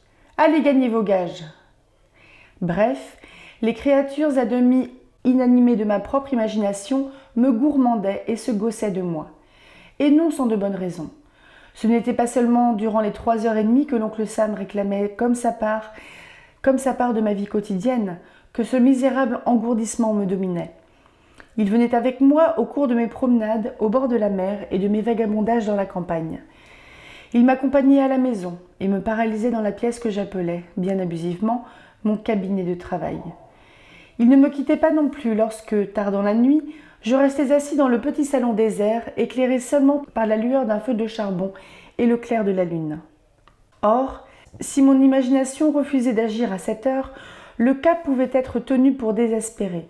En tombant si blanc sur le tapis dont il faisait ressortir tous les dessins, en éclairant chaque objet si minutieusement mais d'une lumière si différente de celle qui les fait voir le matin ou en plein midi, le clair de lune crée dans une pièce familière une ambiance propice entre toutes pour un romancier qui cherche à prendre contact avec ses hôtes illusoires.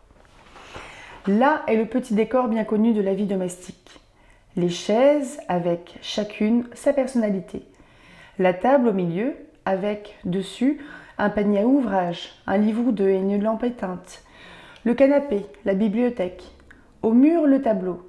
Tous ces objets que l'on peut voir dans tous leurs détails sont tellement spiritualisés par la lumière insolite qu'ils paraissent perdre leur substance et passer dans le domaine des choses de l'esprit.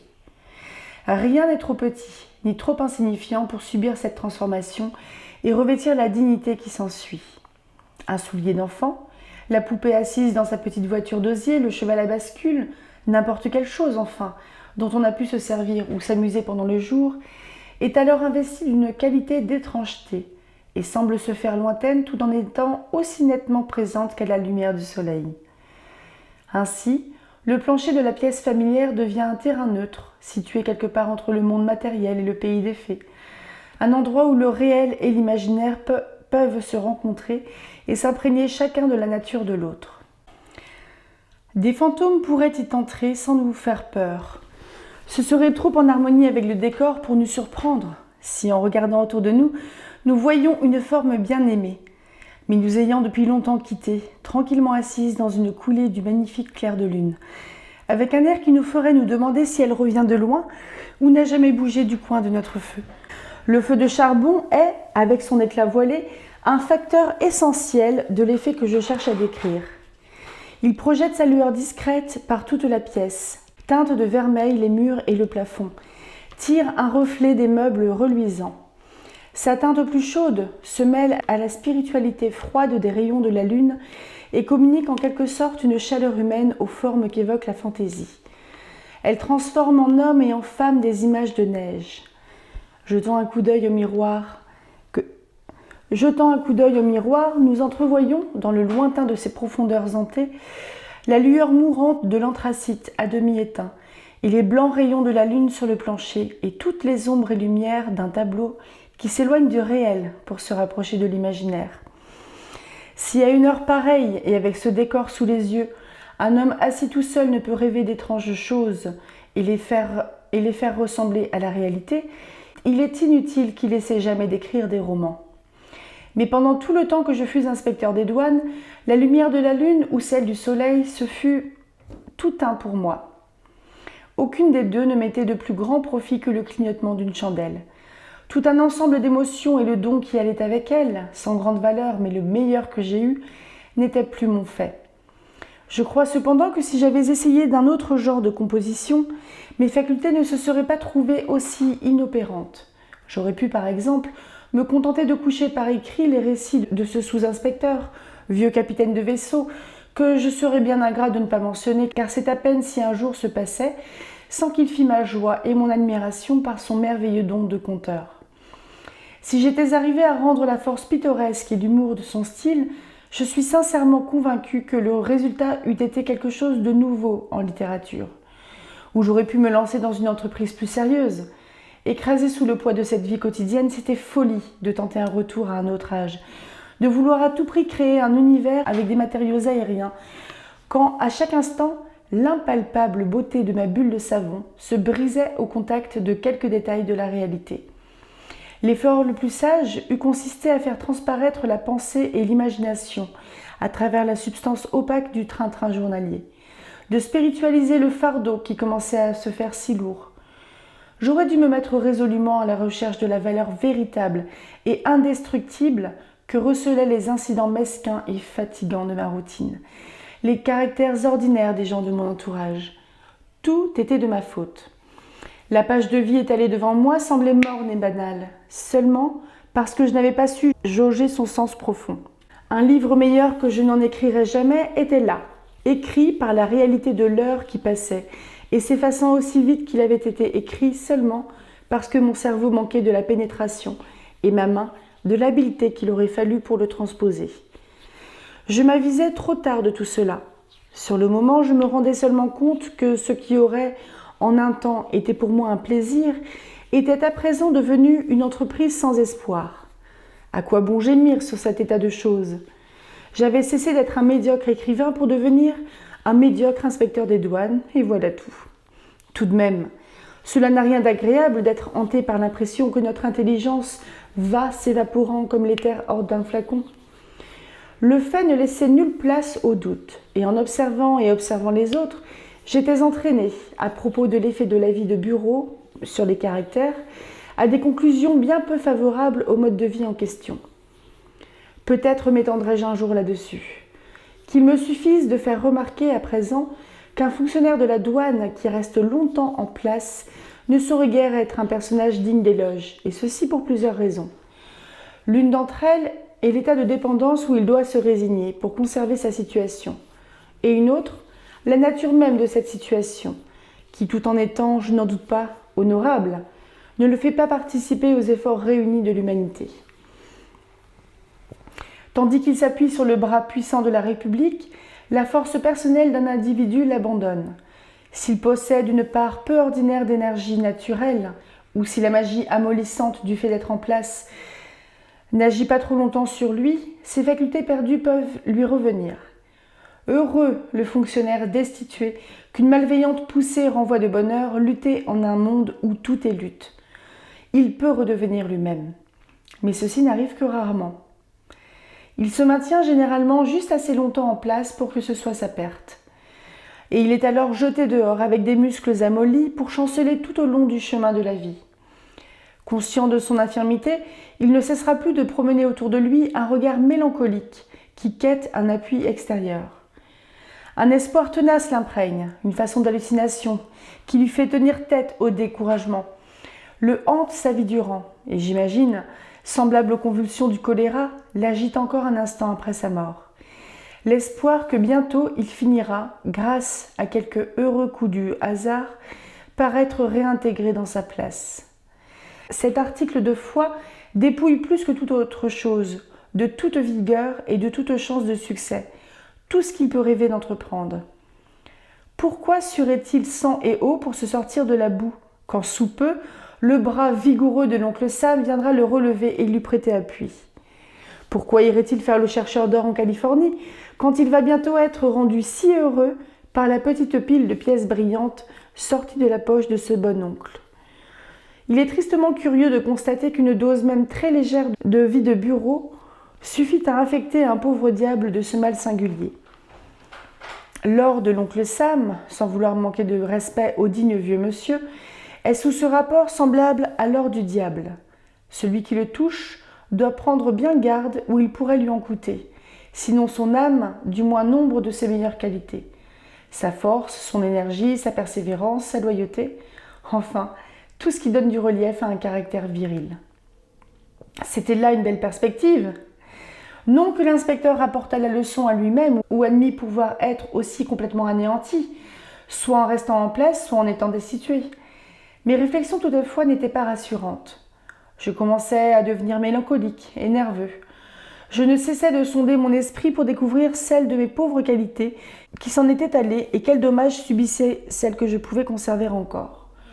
J'entreprenais de calculer combien de temps je pourrais rester dans les douanes tout en continuant d'être un homme. Jamais on ne destituerait un individu aussi paisible que moi. Et comme il n'est guère dans la nature d'un fonctionnaire de donner sa démission, j'appréhendais de grisonner dans le métier d'inspecteur et de devenir un animal du genre du vieux sous-inspecteur. Avec le fastidieux écoulement de la vie administrative, ne finirais-je pas par faire, comme mon vénérable ami, de l'heure du déjeuner la seule bonne à vivre, et par passer le reste de mon temps comme les passe un vieux chien, à dormir au soleil ou à l'ombre? Mais c'était donné dans des craintes superflues. La Providence était en train de combiner pour moi les choses bien mieux que je n'aurais pu l'imaginer. Un remarquable événement de la 3e année de mon stage dans l'administration, pour adopter le ton de pépé clair de cette paroisse, fut l'élection à la présidence des États-Unis du général Taylor. Pour pleinement estimer les avantages du métier de fonctionnaire, il faut songer à la situation du titulaire d'un poste quelconque lorsqu'accède au pouvoir un parti qui lui est hostile. C'est la plus singulièrement irritante, la plus désagréable où puisse tomber un malheureux mortel. Un homme un peu fier et sensible trouve étrange de voir ses intérêts à la merci des gens dénués de toute sympathie envers lui, qui, du moment que ce sera forcément de deux choses l'une, lui feront du tort, plutôt qu'ils ne lui rendront service. Étrange aussi, pour quelqu'un qui a gardé son calme tout au long d'une lutte électorale, de voir quelle soif de sang se manifeste à l'heure du triomphe, et de se trouver soi-même parmi les objets de la haine du vainqueur. Il y a dans la nature humaine peu de traits plus laids que cette tendance, que l'on observe alors chez des gens ni plus ni moins méchants que leurs voisins, à devenir cruels, simplement parce qu'ils possèdent le pouvoir de faire souffrir. Si la guillotine avait été littéralement aux mains des gens nouvellement en place, au lieu de n'avoir été qu'une métaphore bien appropriée, Je crois sincèrement que des membres agissants du parti victorieux étaient assez surexcités pour nous couper le cou à tous et remercier le ciel de leur en avoir donné l'occasion. Il me semble, à moi qui ai été un observateur calme et curieux, aussi bien dans la victoire que dans la défaite, que ce féroce esprit de vengeance n'a jamais caractérisé le triomphe de mon parti comme il caractérisa alors le triomphe des Whigs. D'une façon générale, les démocrates prennent les emplois parce qu'ils en ont besoin et parce que c'est une loi bien établie de la lutte politique. Mais une longue habitude de la victoire les a rendus généreux. Ils savent épargner leurs adversaires le cas échéant. Et quand ils frappent, leur arme peut être bien aiguisée, mais le fil en est rarement empoisonné par l'inimitié. Ils n'ont pas non plus la honteuse habitude d'envoyer des coups de pied à la tête qu'ils viennent de trancher. Bref, pour désagréable que fût ma situation, je voyais beaucoup de raisons pour me féliciter d'être du côté des perdants. Si je n'avais pas été jusqu'alors un très chaud partisan, je commençais, quand s'ouvrit cette ère de péril et d'adversité, à sentir d'une façon très aiguë dans quel sens allaient mes préférences. Et ce n'était pas sans honte ni regret que, d'après un raisonnable calcul de probabilité, je voyais mes chances de rester en place plus grandes que celles de mes frères en démocratie. Mais qui a jamais pu voir dans l'avenir d'un pouce plus loin que le bout de son nez ? Ma tête fut la première qui tomba. J'incline à penser que l'instant où un homme perd sa tête n'est que rarement ou jamais tout à fait le meilleur de sa vie. Mais il en va de cette catastrophe comme de la plupart de nos autres malheurs. Pour grave qu'elle soit, elle porte avec elle sa compensation pour peu que celui qu'elle frappe veuille voir le meilleur et non le pire côté de l'événement. Dans mon cas, les sujets de consolation étaient à portée de ma main et m'étaient même venus à l'esprit bien avant que j'aie eu besoin d'eux. Étant donné ma lassitude de la vie de bureau et mes velléités de donner ma démission, mon sort n'était pas sans ressembler à celui d'une personne qui songerait au suicide et aurait la chance inespérée d'être assassinée. Dans les douanes, comme dans le vieux presbytère, j'avais passé 3 ans, un laps de temps suffisant pour reposer un cerveau fatigué, pour briser avec de vieilles habitudes intellectuelles et faire place à d'autres. Oui, ce laps de temps était certes bien assez long, était même trop long puisque je l'avais consacré à une existence qui ne m'était pas naturelle, m'avait éloigné d'un travail qui aurait tout au moins apaisé en moi une impulsion inquiète. Par ailleurs, cette cavalière mise en disponibilité avait quelque chose de satisfaisant pour l'ex-inspecteur. Il n'était pas fâché d'être tenu par les Whigs pour un ennemi. Avec son manque d'activité politique, sa tendance à errer selon son bon plaisir dans les vastes et tranquilles domaines où tous les humains peuvent trouver un terrain d'entente, plutôt que dans les sentiers étroits où les enfants d'une même famille se doivent de s'éloigner les uns des autres, il avait excité des doutes. Ses frères en démocratie s'étaient demandé parfois s'il était des leurs, oui ou non. À présent qu'il avait conquis la couronne du martyr, tout en n'ayant plus de tête pour la porter, on pouvait tenir le point pour acquis. Enfin, peu héroïque comme il était, il lui semblait plus convenable d'être entraîné dans la chute d'un parti avec lequel il avait été content d'être en rapport, que de subsister à titre de survivant solitaire quand tant d'hommes plus dignes que lui tombaient. Et ceci pour se trouver, après avoir été pendant 4 ans à la merci d'une administration hostile, dans le cas plus humiliant encore de mendier les bonnes grâces d'une administration de son bord. Cependant, la presse s'était emparée de l'affaire et m'avait fait, 3 semaines durant, galoper, tel le cavalier sans tête d'Irving, à travers les colonnes des feuilles publiques en mon état de décapité, effrayant, sinistre, désireux d'être enseveli, comme devrait l'être un homme politique décédé. Ceci, pour mon personnage allégorique. L'être humain véritable gardait tout ce temps sa tête solide sur ses épaules et était arrivé à la confortable conclusion que tout allait pour le mieux. Et faisant un placement en papier, encre et plume d'acier, avait rabattu le pupitre de son bureau, dont il ne se servait plus depuis longtemps, et était redevenu un homme de lettres. Ce fut alors que l'élucubration de M. Pugh, mon antique prédécesseur, entra en jeu. Quelque temps fut nécessaire avant que la machine intellectuelle, rouillée par une trop longue inaction, pût se mettre à travailler sur le sujet d'une façon un peu satisfaisante. Et même alors, même lorsque mes pensées finirent par être absorbées par ma tâche, l'histoire garda à mes yeux un aspect sombre. Elle devait rester insuffisamment égayée de soleil, insuffisamment allégée par les tendres détails qui adoucissent presque tous les paysages de la nature et les événements de la vie réelle, qui devrait assurément adoucir aussi toutes les images qu'on en fait. Cet effet peu attachant vient peut-être du fait que l'histoire prit forme dans un esprit qui n'en avait pas fini encore avec une période de tumulte et de révolution. Il n'y faut pas voir, en tout cas, le signe d'un manque d'allégresse chez l'auteur. Il était en effet heureux quand il s'égarait dans le sombre domaine de ses fantaisies sans soleil, plus heureux qu'il ne l'avait jamais été depuis son départ du vieux presbytère. La plupart des récits qui composent cet ouvrage, je les ai, eux aussi, écrits après m'être involontairement retiré de la vie publique. Si bien que, pour conserver la métaphore de la guillotine, ce livre pourrait s'intituler « Œuvre posthume d'un inspecteur décapité ». Il esquisse que je suis en train de terminer, si elle verse trop dans l'autobiographie pour qu'une personne modeste la publie de son vivant, pourra être aisément tenue pour excusable de la part d'un monsieur qui écrit de l'au-delà. Paix au monde entier, ma bénédiction à tous mes amis et mon pardon à mes ennemis, car voici que j'ai atteint le royaume du repos. La vie au bureau de la douane gît, tel un songe, derrière moi. Le vieux sous-inspecteur qui, à propos, a été, je regrette de le dire, renversé par un cheval dernièrement et est mort sur le coup, sans quoi il aurait certainement toujours vécu, le vieux sous-inspecteur et tous les autres vénérables employés ne sont plus que des ombres à mes yeux. Des images à la tête blanche, au visage ridé, qui m'ont un instant amusé et que ma fantaisie a écarté pour toujours.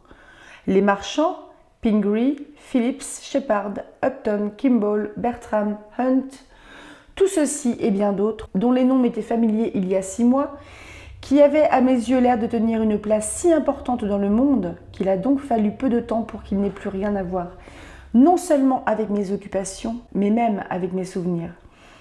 Il me faut faire effort pour me rappeler le visage de certains d'entre eux. Bientôt, ma ville natale aussi ne hantera plus ma mémoire, qu'à travers un brouillard qui l'enveloppera toute, comme s'il ne s'agissait pas d'une partie réelle de la terre, mais d'un village du pays des nuées, avec des personnages imaginaires, pour peupler ses maisons de bois et circuler par l'étendue sans pittoresque de sa grande rue. Elle cesse d'être une des réalités de ma vie. Je suis désormais d'ailleurs. Mes bons concitoyens ne me regretteront pas beaucoup. Ce fut pourtant un des buts de mes efforts intellectuels que le désir d'être de quelque importance à leurs yeux, de laisser derrière moi un bon souvenir en ces lieux où ont vécu et sont enterrés tant des miens. Mais je n'ai jamais trouvé là l'ambiance chaleureuse dont un écrivain a besoin pour mûrir les meilleures moissons de son esprit. Je ferais mieux dans un autre entourage, et ces gens au visage familier feront, il est à peine besoin de le dire, tout aussi bien sans moi.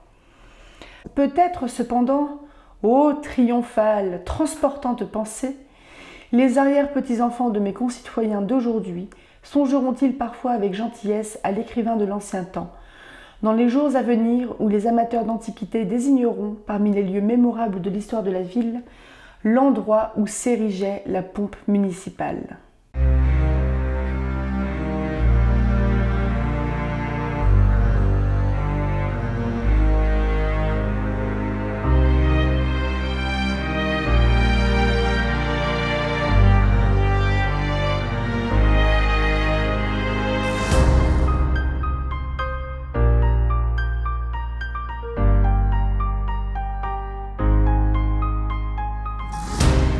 Et bienvenue dans le tout premier vlog lecture sur la lettre écarlate de Nathaniel Hawthorne. Alors, je vous ai prévenu, ce prologue est quand même très long. Alors, je pense que c'est un auteur qui aime beaucoup s'écouter. Et là, j'ai vraiment l'impression que c'était un prologue en fait où il a vraiment déversé au fil de la pensée et qu'il a noté comme ça au fil de la pensée. Ce qui fait qu'il n'arrête pas de faire des coqs à l'âne, entre guillemets, mais j'ai trouvé quand même le prologue intéressant. Même si je vous avouerai que ces 34 pages, je les ai lues en 2 fois. Et je voulais pas couper le prologue parce que ça n'avait pas de sens. Alors je trouve par contre, en point, bon, clairement je l'ai trouvé long. J'ai trouvé long à lire, que c'était un peu fouillis, entre guillemets, mais il y a un sens, je trouve, là-dedans. Parce qu'il parle de sa vie, au final, de sa vie de douanier. Après, évidemment, c'est énormément de références qu'on n'a pas. Quand il parle des migrants de Grande-Bretagne, en fait, sa famille, des puritains, sont arrivés en Amérique en 1630, notamment William Hawthorne et Nathaniel Hawthorne est le descendant de pas mal de monde qui ont dézingué de la sorcière à la fin du XVIIe siècle, ce qui fait que comme il ne se retrouvait pas en fait dans cette descendance-là, enfin ou cette ascendance, ça dépend comment on le prend, il a modifié son nom et il y a ajouté un W pour un peu à la fois se démarquer d'eux, mais quand même conserver son nom. Il est fait mention à John Hawthorne, qui a vécu de 1641 à 1717, qui est le trisaïeul du romancier, juge sans pitié ni remords, qui participa au procès des sorcières de Salem en 1692. Alors les Whigs, c'était les Américains qui soutenaient la révolution contre les Anglais et les Tories soutenaient les Anglais. Les points positifs, je trouve que l'auteur il a quand même un sacré humour, il a un côté un peu pince sans rire là quand il parle du fait d'être décapité parce qu'il a perdu son poste. On sent aussi quelqu'un qui a vachement de culture au niveau littéraire. Il y avait par exemple la légende du cavalier sans tête. Il a parlé de Waldo Emerson, un truc comme ça, qui doit être un de ses contemporains, un peu de choses près, un auteur. C'est vraiment un auteur qui a fréquenté des cercles d'auteurs aussi. Ça, j'ai lu dans sa biographie sur Wikipédia. Typiquement, je pense vraiment que c'est un livre où il faut avoir des clés de lecture, parce que là, je pense que j'ai été aussi perdue que vous au niveau de ce prologue. Je ne l'ai pas trouvé inintéressant, loin de là, parce que je trouve qu'il a une certaine manière de présenter les douaniers, là, les vieux douaniers qui roupillent. C'était celui qui aime tout le temps manger, le vieux militaire. Je trouvais ça excellent. Au niveau de la description de ces personnages, des fois, en un paragraphe ou deux, il arrive à vous brosser un portrait de personnage, un de ses contemporains. Hein. Moi, je prends vraiment ça comme un prologue qui est vraiment autobiographique et où il raconte un peu son petit train-train quotidien. Et moi, j'ai vraiment l'impression aussi qu'il s'encroutait dans ce train-train-là. Et autant il pouvait dresser des portraits de personnages sur un ou deux chapitres, autant je crois que pour celui qui adorait bouffer, là, qui se souvenait de tous ses repas et compagnie, c'était vraiment sur des pages. Mais c'est là que j'ai commencé à le trouver intéressant parce que, en fait, en parlant juste de personnages qui vivaient autour de lui, qu'il a connus et côtoyés, il leur donnait vie. Alors que faire des références sur des événements même grands de son époque, moi j'ai pas du tout les clés. Hein. J'ai pas compris, il y a plein de trucs qui m'ont échappé. Je lisais ça comme ça, je comprenais les mots, mais on va dire que la référence, je l'avais pas du tout. Donc là, c'était pas évident. Mais bref, je pense que ça va être quelqu'un qui va adresser pas mal de clins d'œil aussi au lecteur, parce qu'il s'adresse directement à lui en le prenant à témoin. On a l'impression de temps en temps qu'il met un petit coup de coude pour dire « Ah, vous avez vu ce qui se passe ?» Et vu la manière dont les articles en fait, que j'ai lus sur la lettre écarlate et les quelques critiques de lecteurs aussi que j'ai lus sont tournés, je pense que le côté assez contre le puritanisme, le côté pré-féministe, et puis cette histoire-là il s'est inspiré d'une histoire vraie. Esther Prynne, a priori, n'existe pas, c'est un personnage de fiction. Mais il y a bien eu une femme à Salem qui a été exhibée pour adultère et qui a vu un enfant hors mariage et qui devait porter la lettre A toute sa vie. Et il y a une figure, je trouve, assez intéressante, là, assez intéressante, très intéressante même. Le côté putain et sainte en même temps, si je puis me permettre. Hein. Je le dis comme ça, mais c'est la manière dont elle était perçue. Parce que c'était très mal d'avoir un enfant hors mariage. Et là, c'était forcément hors mariage parce que moi, ce que j'ai compris, et on n'a pas encore commencé l'histoire de la lettre écarlate, hein, mais de ce que j'ai compris, le mari de Esther Prynne, donc dans le roman, je ne parle pas des personnes qui ont inspiré Esther Prynne, il était parti auprès des Indiens, peut-être les Comanches, j'ai un gros doute, enfin des Indiens, pendant des années. Alors évidemment, il ne pouvait pas faire un gosse à sa femme. Évidemment. Et je trouve ça vraiment intéressant. Je trouve qu'il y a un truc en fait un peu poil à gratter là sur une société bien étriquée avec des règles bien déterminées et qui doit juger ceux qui vont à l'encontre de ces règles-là. Il y a quelque chose qui me parle moi personnellement. Et autant moi je jette pas la pierre à des sociétés ou des personnes qui ont une vie ultra rangée et compagnie. Tant qu'elle laisse les autres respirer, entre guillemets, moi ça ne me dérange pas. Mais je ne jette pas la pierre sur d'autres cultures ou d'autres manières de penser que la mienne. Il n'y a pas de souci à ce niveau-là. Je ne vais pas déblatérer pendant des heures parce que je vous avouerai que j'ai pas tout retenu de ce que j'ai lu hier. J'avais lu une grosse moitié du prologue. Donc, on se retrouve la semaine prochaine pour la lecture, il me semble, des 3 ou 4 premiers chapitres. Donc, il y a des chapitres qui sont très courts, une page ou deux, jusqu'à 5 pages, jusqu'à une dizaine. Là, on est à la page 35 sur 206 à peu près. C'est écrit assez gros, hein, je suis myope. Je vous souhaite une bonne soirée.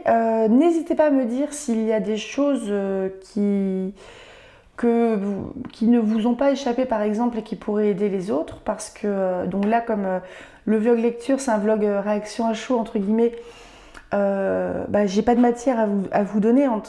Et je vois pas spécialement l'intérêt en fait de vous faire la lecture de toutes les notes de bas de page parce que les notes de bas de page, il faut les lire au moment où on lit à quoi ça fait référence.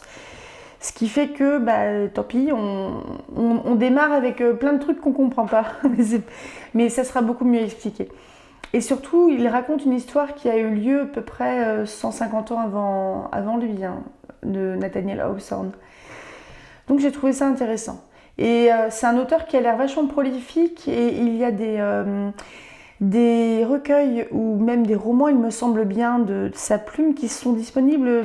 Vous savez, quand on va sur Wikipédia, je crois qu'il y a Wikisource, un truc comme ça. Et là, vous pouvez les lire en direct, en français. Et je crois qu'il y en a en anglais aussi. Et je pense aussi qu'on peut les télécharger, je ne suis pas sûre, j'ai jamais essayé.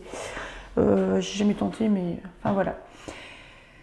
Je vous souhaite une bonne soirée et à la semaine prochaine si vous n'écoutez que la lettre écarlate ou sinon à demain pour Gargantua. Autre texte que je trouve très ardu à lire, personnellement. À tout bientôt, rêvez tout plein.